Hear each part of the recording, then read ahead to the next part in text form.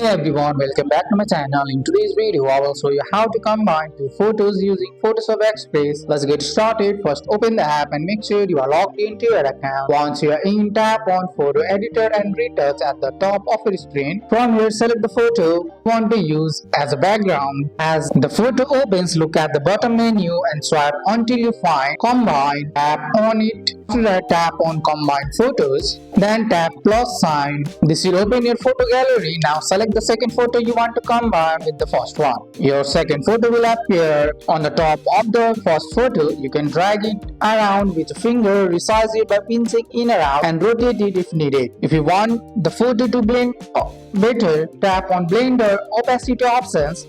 Lowering the opacity helps the two photos look more natural together. You can also use the erase tool to remove unwanted parts of the second photo. Take your time adjusting until everything looks right. Once you are happy with your combined photo, tap the check mark to apply the changes. Finally, tap Save to store the photo on your iPhone library. And that's it. You have successfully combined photo using Photoshop Express. That's all for today's video, guys. I hope you guys like this video.